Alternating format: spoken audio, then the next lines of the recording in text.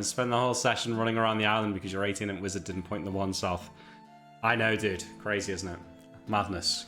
Luckily for him, the intricacies of what was going on there was like kind of vague to the rest of us, so it wasn't as easy for it's not super easy for us to criticize him, right? Because we didn't necessarily know how much he'd fucked up.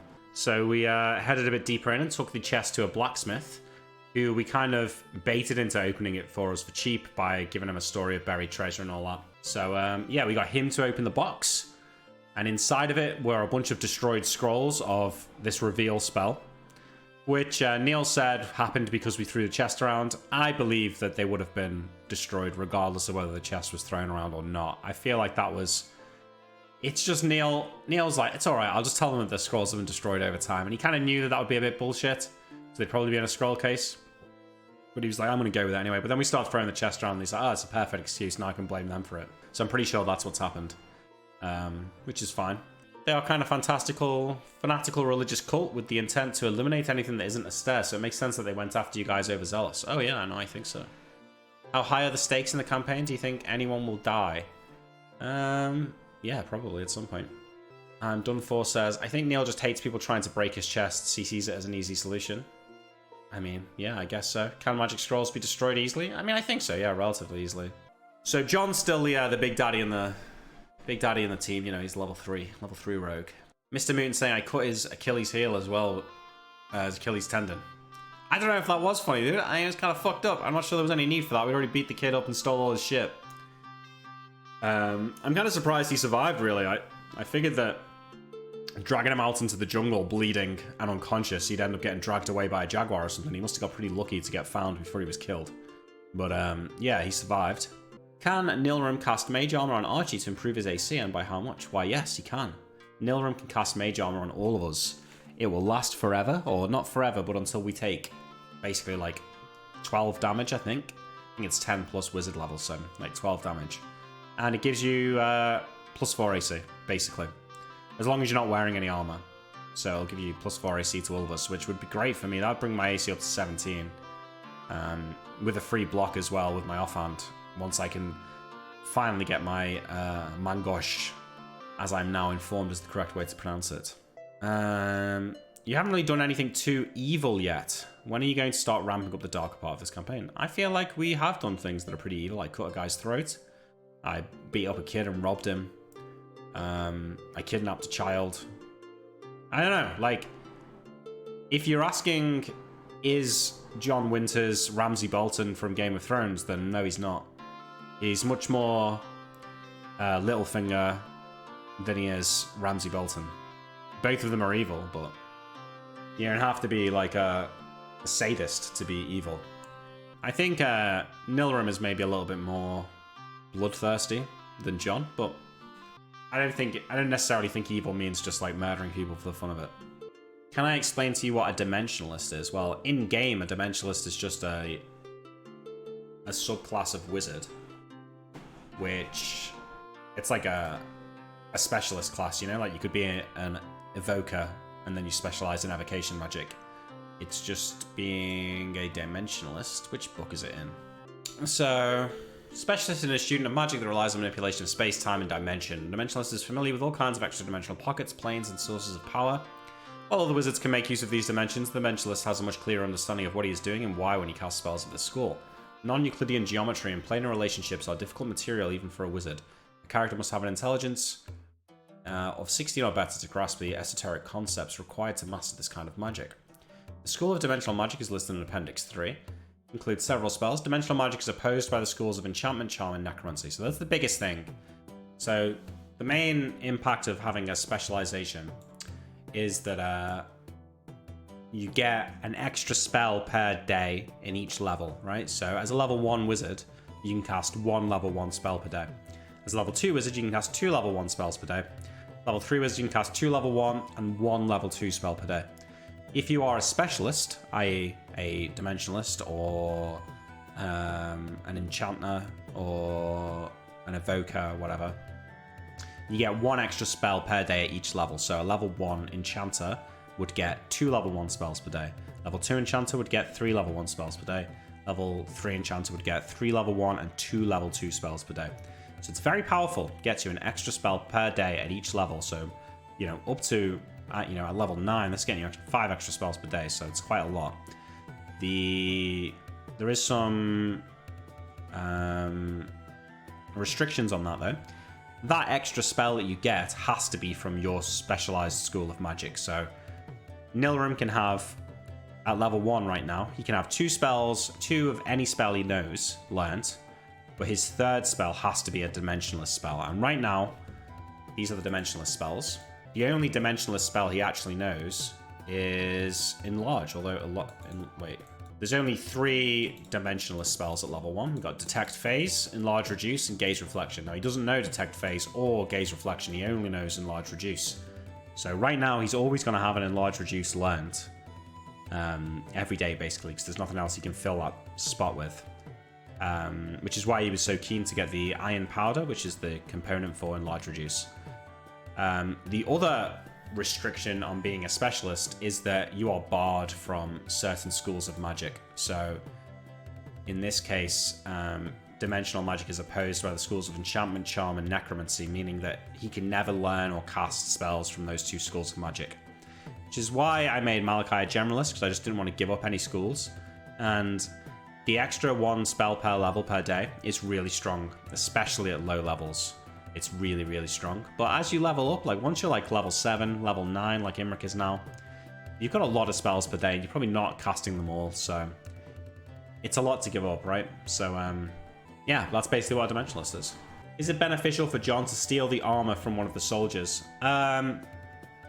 It probably is, to be fair. Yeah, I just didn't want to go walking around wearing the soldier's armor. Like, I'll wear leather armor when I can get it, but I'm not gonna like steal their greaves and their shin pads and their little leather skirts or whatever.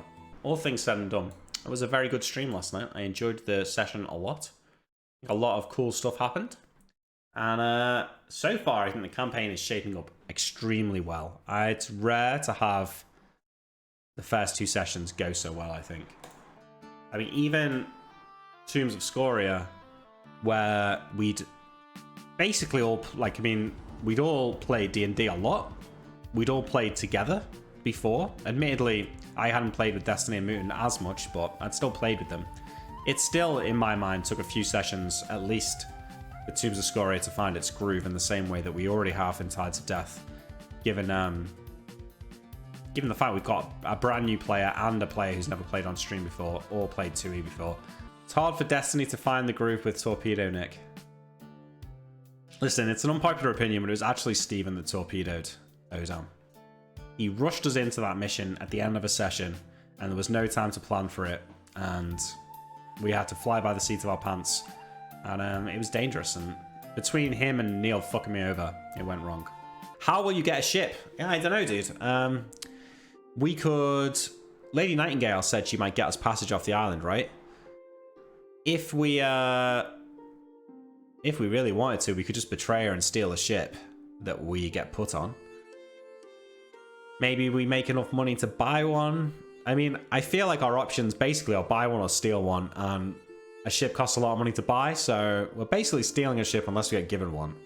So yeah, we could act as, because you know, most of the pirates back in the day, not like modern pirates, not like Pirates of the Caribbean times, but well, Pirates of the Caribbean times, but not necessarily in the Caribbean, like around the rest of the world. Most of the pirates were actually known as privateers, and they were basically employed by the various thrones of the European kingdoms. So like Queen Elizabeth in England would pay for a load of pirates to basically like raid her enemies and like steal stuff for the kingdom. So would the Spanish, so would the French. So it wouldn't be, it's not totally in the realm of impossibility for Lady Nightingale to basically sponsor us as pirates and just be like, listen, you hate the White Prince, I hate the White Prince, I've got a spare boat, take the boat, just go and cause fucking trouble and come back and bring me some gold every now and again or something like that. I could see that happening. About Tides of Death, maybe it's worth it for you to think about how to bond more with the other party members except Archie. Yeah, it's true. The thing is with bonding, because John's the kind of guy who likes a good time, right? You know, he likes to drink, he likes women, he likes to party. he will want to bond with Nilrem and Sail. But we've kind of been in crisis mode since the moment we woke up on that beach. So there's not really been any moment to relax until at the end of this episode. So I think now we'll have more opportunity for like inter-party, like casual chit-chat, get to know each other a little better, you know, maybe bond a bit more.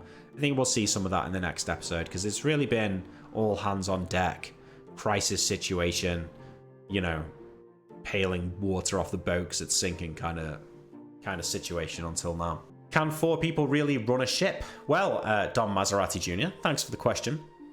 This is something that Neil spoke about before the campaign started, actually. He spoke about how a lot of the times when you try and do a nautical campaign or a pirate campaign, or maybe it's not pirates, but most of the time it's got to be a pirate campaign, what you end up with is a big ship with like dozens of crew members who are kind of there and integral to the campaign because they're running the ship, and in actuality the characters, the main, like the party, would be spending like loads and loads and loads of time with these people on the ship, but for the sake of like maintaining interesting NPC relationships, it's going to be skipped over. You know, it's going to be like, oh yeah, there's like 40 people on the ship, we don't really need to worry about that. And it might even get to the point where Mouton might say something like, oh, well, whatever, let's get swords for all the crew, and we'll assault these guys, you know, with 45 of us. And then it's like, okay, so now the DM's running like a mass combat with 40 people. And then we've got these crew members that are like dying, and like we really should care, but no one really cares because like out of character, we don't really ever speak to them. So it kind of adds a disconnect. So I think this is an issue that Neil had thinking about how to do this campaign when Mouton first brought it up. And his solution, I think, is to... He's indicated that we're going to find some sort of magic item that will, like... Yes, the power is mine! Run a ship for you. So it might be, like, magic drums or something like that. And you, like, play these magic drums and it'll, like, automatically row the boat or something like that. That way we can have a ship without having to deal with the mass crew problems that I was just talking about. So that's how I think that's going to happen. Good question, though. So the question was, how much of your newfound wealth were used to get the finest tailored suit for the fanciest captain in town? Well, we've got 1,500 silver. It's a lot. Neil said a fine rapier was 200 silver. Now, my question is, I want to buy a rapier, and I'm totally prepared to tell Nilrun that I only got 100 gold for the ring and not 150. But then if I buy a rapier, he's going to know that I've got the money from somewhere. So I was thinking, like, I need to come up with a plan about where I could steal some gold from so I can say, like, oh yeah, I managed to steal 20 gold from this guy. And that's why I bought a rapier, you know? So something like that could be pretty cool. I don't think I'd buy a suit. As nice as it would be to get some nice clothes, I think there's more pressing concerns right now, like actually getting a mangosh and a rapier as opposed to just getting some nice clothes. We also need to get passage off this island somewhere new. We need some brass knuckles for Archie. I need some leather armor, really. Archie could probably do with some leather armor, although the armor spell will act nicely for that. We probably need some blessed leather so that Nilrun can actually cast his armor spell. Just knock out another well-dressed townsperson who sells magic lanterns. Name him Dave. Yeah, maybe Dragon, yeah. If you can come across any magic lantern salesman, I'll do just that. Come out with a story about how you stole the fancy rapier? Yeah, that's right. I could come up with a story about beating a guy in a duel. Maybe I was in a tavern. I was chatting up this gal at the bar. Next thing I know, I get a tap on the shoulder. You know, I turn around. This guy slaps me across the face with his glove. Says, you know, I challenge you to a duel outside. How dare you talk to my wife? It's like, oh shit. So I head out to the outside. He pulls out this perfectly shining rapier, like glinting in the sun. And I've got these like 2 rusty daggers. Like, shit, what am I going to do? So he's coming towards me, you know, he's shouting insults. You ruffian, you cur! How dare you make eyes at my wife? And I do the Indiana Jones thing, you know, like rather than like fight this guy, I just fucking throw a dagger at him right in the chest. He drops the rapier, starts begging for his life. I just pick up the rapier and walk off. That's actually a pretty good story. I like that. That could work. Maybe just gear up now you're level 2 and fuck up the White Prince's men, get the treasure and leave with you sneaking. You should be able to pick them off one by one. Ooh. We could go back to the camp and attack them in the camp. It would be pretty cool. Archie has a lot of stuff that works with being unarmored. Does he? Manolo? Like what? In that case, then Archie getting the armor spell from Nilrim will be really good because it counts as being unarmored, but we'll still get +4 AC. Just wear a mask, grab the rapier, and run out. That's not a great plan. Say you went on a card game, easy lie. Yeah, it's also a bit too easy though, isn't it? Roll a charisma check if person you are talking to already heard the story. No, because it's a made up story. I just made it up. The normal soldiers seem pretty weak. Just avoid the cleric and the inquisitor, at least until their numbers are low enough. It's not going to be that easy to avoid the cleric and the inquisitor though, is it? I think he only gets AC from tumbling and second punch attack. Yeah, boy. If he's unarmored. Wait, does tumbling give you AC if you're unarmored? Does Winters have any qualms about lying to Nilrim? Not really, I don't think. Are we? I can't even remember. Are we going with the proficiencies that Neil did, or are we going with the base proficiencies in the book? Characters practice all manners of acrobatics. Aside from entertaining, the character with tumbling proficiency can improve his AC against 4 by 4 against attacks directly at him in any round of combat, provided he has the initiative and forgoes all attacks that round. When on an unarmed combat. Oh, right, okay. So it doesn't really do that much for me in terms of AC. You could use Hemi's idea and say that you got the new clothes from the Baroness's late husband as well as a fancy new rapier. That could work, yeah. Find out where all the soldiers are camped out at, find some poisonous mushrooms and poison their stew using your hiding shadows to get in and out of the camp. That's a good idea, Dragon. That is a good idea. Sneak in and poison them. Maybe some sort of ambush auto-kill during sleep for the Inquisitor who's still in the city. Yeah, it would be nice to do that. We'd have to find him first, though. It'd be tough. Tough to find him, though. Why did you take the base thief instead of the rework, by the way? Rework is pretty sweet with assassinate and D8 HP from what I've seen. Neil was not committing to the D8 HP. The assassinate thing... The difference is... With assassinate, which is the reworked version of backstab, you really need to be like sneaking up behind someone and stabbing them like in the back, completely unaware of your presence. Whereas sneak attack in the base build is a lot more flexible. For example, let's say I'm just having a conversation with someone and it starts to turn sour and I just pull a dagger out and stab him in the stomach. If he didn't see that coming, that's a sneak attack. Whereas that wouldn't be an assassinate. So I feel like the kind of character I'm trying to play with John, he's not really an assassin. He's more of a guy who you're probably going to be friends with him before he kills you, you know? Like, you were probably friends already, and he's just found some reason that you need to die, and he's, like, stabbed you while you've not been paying attention. So I just think I just thought it made more sense for John to be a classic thief than the assassin rebuild. Is John Winters going to be able to use scrolls eventually? I hope so, Psycho King. I don't know, though. See, my concern is, as well, with Neil saying that we're not doing XP from, like, character sources. I feel like rogues are balanced around the fact that you get shitloads of XP faster than everyone else by stealing things. So I'm a little bit worried that I'm going to be, like, under-leveled for a rogue because I'm not getting that XP. And to some extent, it's the same with fighters as well, because the XP from hit die gain on fighter is also really, really high. Like, you'll notice in terms of scoring, we always get more extra XP on our fighter level than we do on our casting level. So I'm playing both classes that I think are meant to benefit from faster leveling, and I'm not going to get it. So I might bring that up with Neil. I don't know how to address it, really. I don't think it's going to cook everyone. I think it's going to cook me in particular. Would the cleric still get XP from furthering ethos? Based on the conversation last night, I don't think so. All that pirate treasure XP that you won't get. I know, I might mention it to Neil.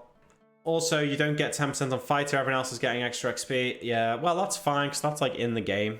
So I don't mind about that. But I feel like I've mentioned it to Neil before. I feel you got to be careful about removing that extra XP, because I think some of the classes are bounced around it.